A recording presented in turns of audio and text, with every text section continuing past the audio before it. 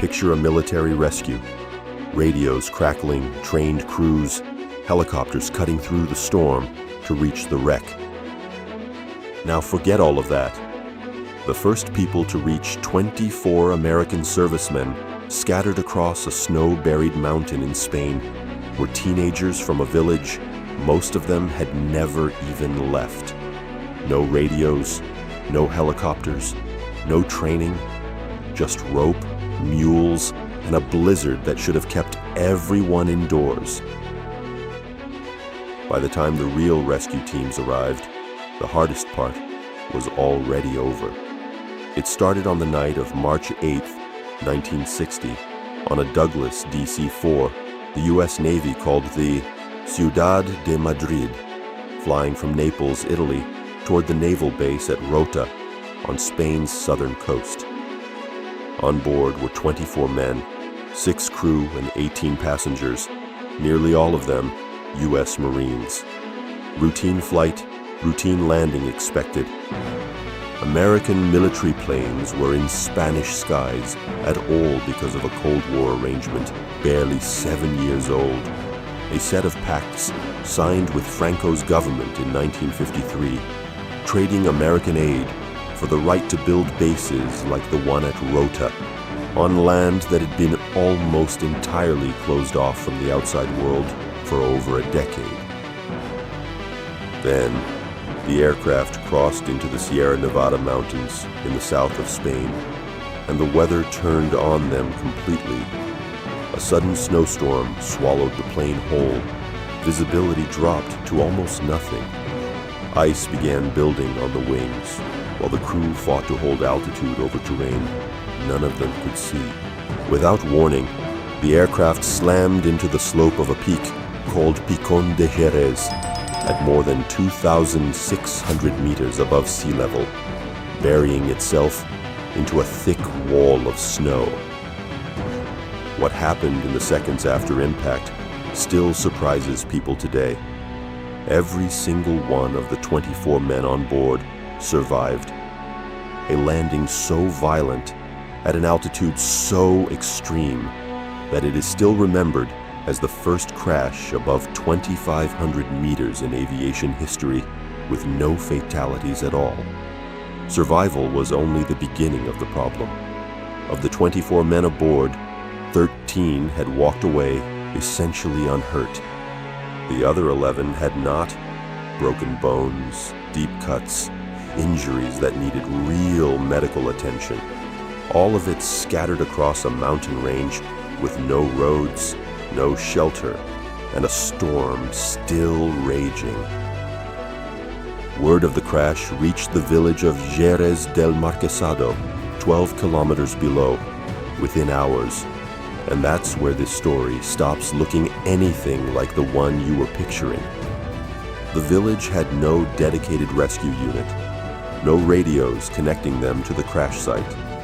What it had was young men who had spent their whole lives herding animals across that exact mountain, who knew its ridgelines and ice fields the way most people know their own street. Rather than wait for military rescue teams to organize and climb from lower, safer routes, a group of villagers, among them Antonio Lorente and Manuel Porcel, teenagers at the time, made a decision that shouldn't have been theirs to make. They went up, that night, into the blizzard. 6 of them made it far enough up the mountain to matter. The snow was so deep in places that the young men sank in past their necks and had to dig each other back out before they could keep climbing. When they finally reached the wreck, in a spot the locals call Carreras Negras, they split their small group in 2. 3 stayed through the rest of that freezing night with the injured, doing whatever they could with what little they had. The other 3 turned straight back around and climbed back down through the same blizzard, so the village would know exactly where to send help at first light. None of the 6 had any medical training at all. By morning, that hardly mattered. The village doctor climbed up to treat the worst of it directly on the mountainside, splinting broken bones, working to stop bleeding, doing surgery-adjacent work in the open snow with whatever he'd been able to carry. Villagers then carried and walked 11 of the most seriously injured men down the mountain themselves, on foot and by mule, hours before any official military rescue team arrived at all. If the idea of teenagers climbing into a blizzard at night for strangers who spoke a different language entirely already has you rethinking what a rescue even looks like, hit that like button. That's exactly the kind of story this channel exists to dig up. Tell me in the comments what you'd have done in their place. And if you're not subscribed yet, now's a good time. Stay with me though, because what the United States did afterward is its own strange twist. Word of what the village had done reached far beyond Jérez del Marquesado. Within months, the American ambassador to Spain, John Davis Lodge, traveled personally to the village to offer thanks on behalf of the United States. As a gesture of gratitude, the U.S. Navy did something almost nobody expects from a military that had just lost an aircraft. It gave the wrecked Skymaster itself to the village that had saved its crew. Wreckage transformed almost overnight from disaster into a kind of shared monument. For decades afterward, pieces of that aircraft remained scattered across the mountainside, and locals say fragments of its aluminum quietly found their way into tools, repairs, and everyday objects around the village. Small, practical relics of an extraordinary night hiding in plain sight. In 2010, the exact route those young villagers climbed in the dark was formally marked and named the Sendero Solidario El Avión, the Solidarity Trail of the Plane.